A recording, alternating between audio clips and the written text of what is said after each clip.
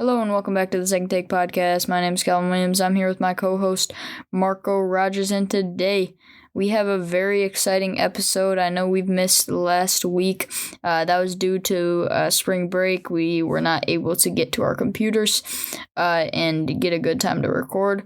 So that is on us, but thank you for your cooperation. And we're going to try to recap you on everything that's happened in these past 2 weeks and get you ready for the upcoming weeks with signing day and whatnot, what teams are looking like going into next season. Very exciting stuff. Hope you're ready. Marco, can you get us started off with some news from the University of Michigan? Yeah, so to start off, some better news on five-star quarterback prospect Jaden Davis commits to Michigan. This is huge for the program. He's a second-ranked quarterback in the 2024 class. I think the biggest thing for this is him committing so early is really going to lead to lots of traction for the 2024 class. It's already a top 3 class, but I think with a five-star quarterback already locked up, there's going to be a lot of guys looking to play with the five-star quarterback and trying to come to Michigan to play with Jaden Davis. So I think Michigan could have a top 3 class for this year, and the future is definitely looking bright for the program. Yeah, definitely the football program on the way up, but on the contrast, the basketball program seems to be on the way down.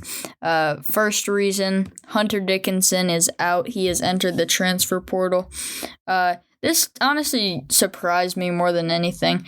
I think that we relied on Hunter Dickinson too much, so in a way this will be a positive for the program, but definitely surprising to see him go like this. I thought he would maybe give it a go at the draft, if anything, this year, but he decides to enter the transfer portal. Surprising move, but always supportive in whatever the players would like, and that's what he chose. So gonna support him, and we'll see where his career takes him. Marco? Yeah, I definitely feel like this might be positive for the program going down the line. Although we'll probably be terrible next year due to not having an elite scorer really on the team at all. I think in the future, this is going to help due to younger guys getting developed better and not just passing it to Hunter, have him do whatever for like 50 possessions a game, which is what it felt like. I do not think the team will be any good next year, especially with the 2 other guys that we're going to talk about after this, but definitely not the worst thing with him leaving. Yeah, and then I would say a much bigger blow to the program. Kobe Buffkin declares for the NBA draft. I definitely could have seen him staying one more year, but it was 50-50, so still hurts a lot to see him go. But Kobe Buffkin declares for the NBA draft. I assume he's going to be maybe a very late first round, early second round pick.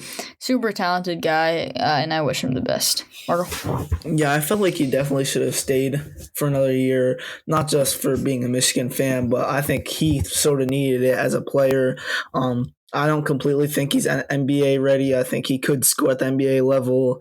However, I just feel like he hasn't really shown enough. He had pretty much half a season that he played at an NBA level, which was the second half of this past season. And besides that, really didn't show much. I just thought he should have stayed a year to show more, maybe even be a lottery pick in 2024, but he leaves early. I would not be surprised to see him be a mid to late second round pick. Like I said, I would definitely agree with that. And then the final Michigan news, Jet Howard declares for the NBA draft. No surprise here from me. He was a pretty NBA-bound guy in a way, a guy that was sort of planning on being a one and done, and he decides to be. Best of luck to him. I think this was, pretty neutral for us. In a way, we played better with him when he was not on the court, but he's a very talented guy. I think he'll be a very good NBA player. Yeah, it's pretty crazy to think about, though, how two pretty good NBA draft prospects, plus an All-American Hunter Dickinson, weren't even able to make the tournament. That's just pretty crazy. It might show that Juwan Howard might not be the best coach. Yeah, I think it definitely says something about something other than the players, for sure. And then moving on, we're just going to do a quick recap of the Sweet 16 and Elite 8. I know you all have probably already know what's happened in them, but just in case, we'll give you a quick little recap. Marco, you want to start it off? Yeah, so first Elite Eight game, San Diego State takes down Bama. They actually won this game somewhat comfortably, despite it ending up being a 7-point game. They're up by 12 points pretty much the whole time. Great game out of Trey Mill, the guard for San Diego State, and overall just pretty balanced scoring. Everyone was able to get involved, and a huge win for San Diego State with great defense. Yeah, big win for San Diego State there. Moving on, we have in the South region also, we have the we have the Creighton versus Princeton game. Creighton, another dominant performance, just like their first 3 games in the tournament, or their first 2 games in the tournament. They took care of Princeton here, 86-75. Princeton was never really in this game too much. They fought back a couple times, but Creighton was able to respond, get it done. And then the final game in the South region, San Diego State takes down Creighton 57-56 in a big win that was able to put them into the Final Four. Marco? Yeah, in my opinion, I think the problem with Creighton was they just were not getting any involvement out of their bench. They got 5 bench points in that Sweet 16 game against Princeton, then 0 bench points in this game against San Diego State. You have to have at least one guy score off the bench, and you can't have all your starters playing 37 minutes after they just played a game two days ago. They got a total of 15 bench minutes across 4 guys that played. They just were not getting anything out of their bench, and they needed to do more with that. And San Diego State just has great defense, and they were able to dominate physically here against Creighton. Yeah, San Diego State just wore Creighton down, and that's the reason they were able to pull this one away. Moving on to the East region, the first Sweet 16 matchup was FAU-Tennessee. FAU dominated this game pretty much inside and out. Tennessee was able to keep it pretty close, 62-55 win for FAU. But FAU got to the free throw line. Specifically, John L. Davis was 9 for 10 from the free throw line, and they were able to just close the game out, get a good win. Marco? Yeah, FAU really showed how lack of guard play for Tennessee can come back to bite you. Tennessee with no active starting point guard, and Florida Atlantic with plenty of guards. 4 of their starters were guards. So they were just able to win this game with speed and great shooting, and they were able to outmatch Tennessee. Yep. And then now we have the Midwest region, the first Sweet 16 matchup, Miami versus Houston. Super surprising game here. Miami dominated Houston 89-75. This was pretty much through and through a Miami victory. They really showed, various guys from Miami showed out throughout this tournament. Specifically in this game, Nigel Pack with 26 points. Absolutely extraordinary. Just a huge game for him. And then they also have Isaiah Wong, Jordan Miller. Just a super good team. It was very underrated coming into this tournament, and they proved why they would eventually make the Final Four. Marco? Yeah, Nigel Pack, also a great player. He played very well in this game, dropping 26 points. And Houston I thought that their guard play was the best in the country, but Miami just showed that their guard play might be the best in the country. They just dominated with the guards. Isaiah Wong 20, Nigel Pack 26, and they were able to get it done here. Yep, and then the other Sweet 16 matchup in this region, Texas Xavier. Texas gets it done 83-71. They were just simply the better team here. And then for the Elite Eight in the Midwest region, Miami over Texas 88-71. Sorry.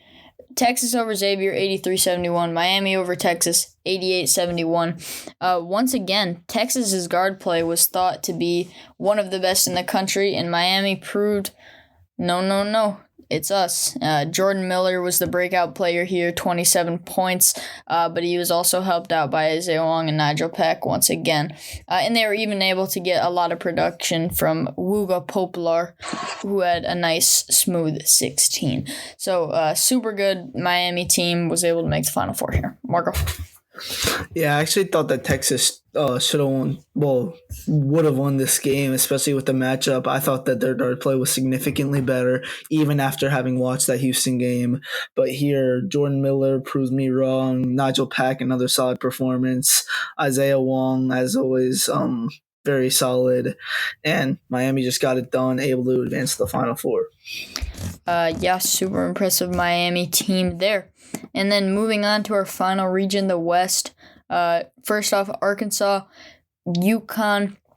UConn just gets another one of their dominant performances, and they really just breezed by everyone to become the national champion. We saw it here, and we saw it in basically every other one of UConn's games. Just dominance through and through. Yeah, UConn did not have a single game in single digits in this tournament, and they just showed how dominant they were in this game. Yep, and then the other game, Gonzaga-UCLA. This game hurt my heart quite a bit. I truly believe that UCLA was the only team in this tournament that could give UConn a run for their money, but they were not healthy. Without Adem Bona and Jalen Clark, the odds were simply against them. They lose this game 79-76 in an absolute thriller. 2 late threes, one for Gonzaga that was the dagger. But a great game here. Gonzaga advances to the Elite Eight. Marco?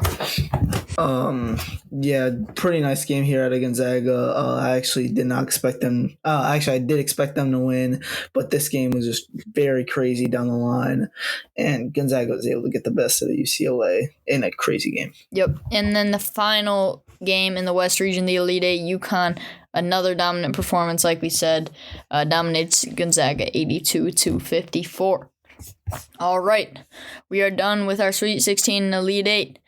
Moving on to the Final Four, what everyone wants to hear about. Started off with San Diego State and FAU. Marco, what happened? This was just an incredible game. Down the line, just both teams going back and forth. And at the end, San Diego State hits the incredible shot to send their team to actually I believe it was Lamar Butler hits the incredible shot to send his team to the national championship game. An incredible game. I thought Florida Atlantic probably was the better team, but San Diego State able to get the job done in an incredible game. Yep, totally agree. Great game. The buzzer beater was absolutely fantastic. And then UConn dominates Miami. Seems to be the story of the tournament. And then for our national championship, UConn dominates San Diego State. Really wasn't a game past the first 4 minutes. Wasn't really worth staying up for, to be honest. UConn 76-59 is your 2023 national champion. Marco? Yeah, UConn went 18-0 in non-conference play this year. There's a reason why they were ranked number 1 for so long. We thought they were overrated. I hadn't really seen much of their games early on in the year, but they, in the tournament, just showed how they were honestly miles ahead of pretty much everyone they played against. Maybe if they played a little bit stronger competition, might have had a little more of a challenge, but they simply did not look like any team belonged in the same court as them. And they just looked like the best team in the country in every game that they played in this tournament. And they definitely deserve to win it. Yeah, the highest seed they played was a 3, so definitely a little bit of a Mickey Mouse path, as one would say. But still, those teams lost. UConn didn't. Showed phenomenal consistency and is your national champion. Moving on, our final segment for today. We're going to do a trending up and trending down for college basketball. So, Marco, can you start us off with who is trending down for next season? Who is not looking great? Who's losing guys and is just not on a great track to continue what was good or maybe are getting worse for next season? I think the obvious thing is Michigan. We're losing our 3 best players from last year. Maybe you could argue Doug McDaniel's better than Jet Howard, but they're pretty similar. And all we're getting is George Washington III, not a top 50 player in the class. Papa Conte, a 4-star. He's not even top 100. Just not great recruiting class, and we're losing a lot. We do have Namari Burnett, an Alabama transfer, locked up. He looks like a pretty good transfer, but that's just not going to be enough to make up for Hunter Dickinson, Kobe Buffkin, and Jet Howard leaving. I don't think we can get better from last year. I think we could be similar, but most likely we're only going to get worse, and this could possibly be a team that doesn't even make the NIT. Yeah, I mean, I would love to be surprised. I would love to see Doug McDaniel be a breakout star and just dominate as a point guard. Maybe get some great production out of some freshmen, but that just doesn't seem to be happening at the University of Michigan. And I think if this next season isn't surprisingly good, Juwan might be on the way out. Moving on, another team trending down. The previous 1 seed from this tournament, Alabama. They have the number 17 class in the country, which is not great. They're losing Brandon Miller, and they will most likely be losing Noah Clowney, 2 of their best players. So Alabama on a downward path. Definitely could still see them being, my guess is they'll be a 7 seed next year, but definitely trending downwards from where they were at once this season. Margo? Yeah, definitely some role players from this year could take a step up next year. I see them still being a top 25 team, but closer to a 4, 5, 6 seed range rather than being a top team who dominates all year. I think they'll definitely struggle quite a bit next year and not match anything close to the greatness that they had this year. Yeah, their run was definitely stopped short this year. I do think they were a very good team. And then a surprising one here, we have San Diego State trending downwards. The reason for this is 4 out of the 5 of their starters are seniors, and I just doubt they're going to be able to return enough guys to be anywhere near where they were able to get this year. Obviously, great season for them, made the national championship, but I just don't see them going up from there. Margo? Yeah, their recruiting class is not even top 70 in the country. It's a pretty bad recruiting class, and losing 4 or 5 starters, they're just not going to be very good next year. In a conference that's getting better every year in the Mountain West, I see them struggling quite a bit next year, and I don't really see them touching the top 25 at all. Yeah, going to be a tough year for San Diego State. And then our final team that we're going to talk about who's trending down, we have Baylor. They're most likely going to be losing Adam Flagler and Keontae George, 2 of their biggest scorers. And then they also have the number 28 class in the country, which is just not ideal when you're losing 2 of the more talented guards in the nation. Margo?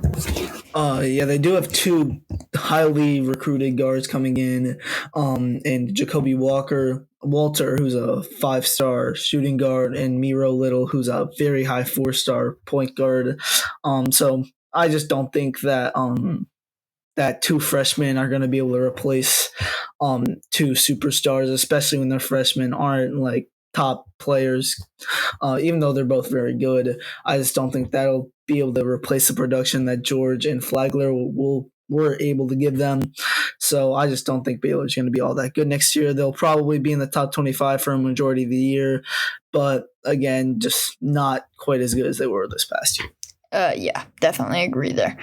Moving on to our trending up, much more exciting. We're going to talk about some teams that have good chance to make a little run next year.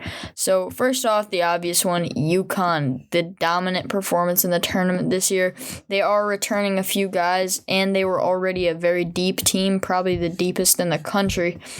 So definitely good that they're returning some, and their star, Adama Sagnogo, could possibly return, which would be great, as well as the fact that they have the number 4 class in the country. So this UConn team looking very great for the next season. Marco, you want to take the next one? Yeah, so next up, MSU. They have the number 3 class in the country with 2 5-stars, those being Xavier Booker and Jeremy Fears. They are losing Tyson Walker, but I think Jeremy Fears is the perfect replacement for him. And they still have Jaden Akins as well, who could be one of the best guards in college basketball next year if he has the right development.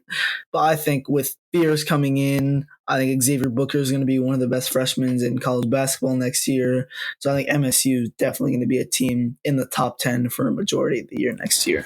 Yep, I would totally agree. MSU looking very good.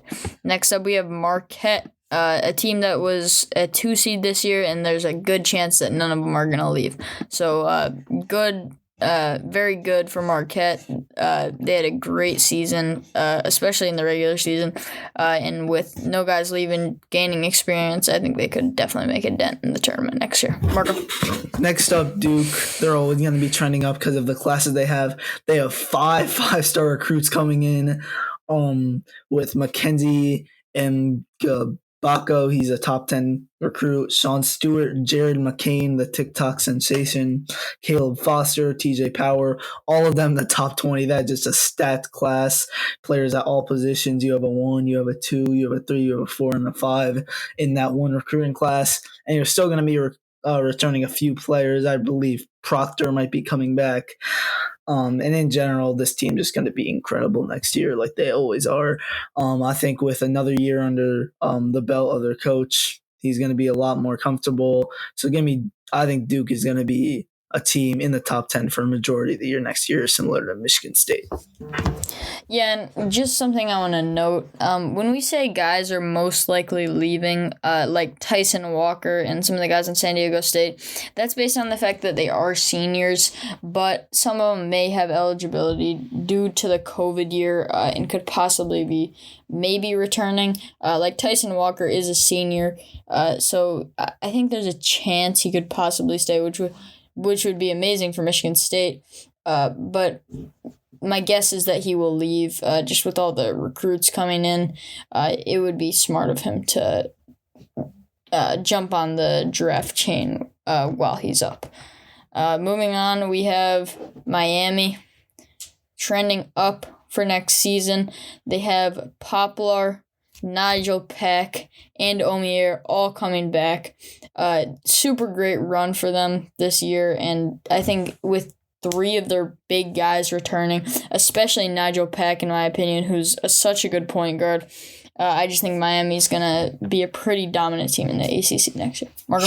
Yeah, obviously Jordan Walker and Isaiah Wong leaving hurts, but I still think ACC is not that strong. I think Miami could definitely be a 2 or a 3 seed in next year's tournament.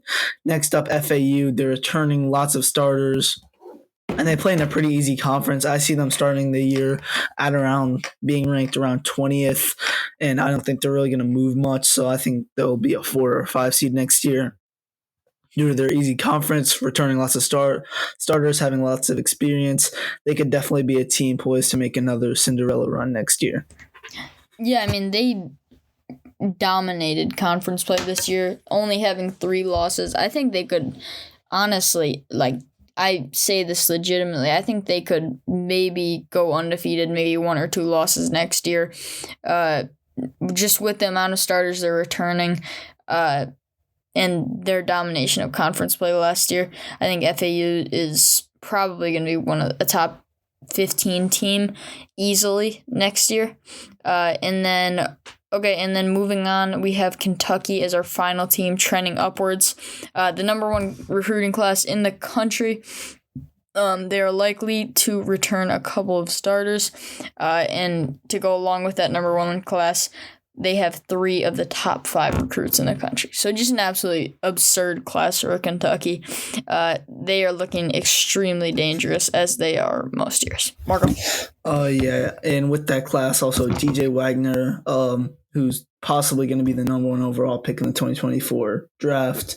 Also, Aaron Bradshaw, 7-footer, number 4 in the class. And then not only do they have 4 5-stars who are all in the top 10, they also have the highest 4-star in Reed Shepard.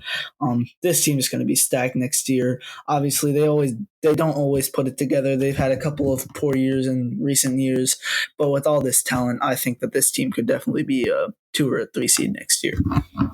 Yeah, I mean, it's hard to doubt Kentucky with the amount of talent they have, but sometimes it just doesn't work out, and in those scenarios, Kentucky could end up being a pretty average team. But I don't see that happening. Mark, you got anything else for today? Nope. All right, thank you all for listening to the Second Take Podcast. We will see you next week for the final episode of Season 3 of the Second Take Podcast. Peace.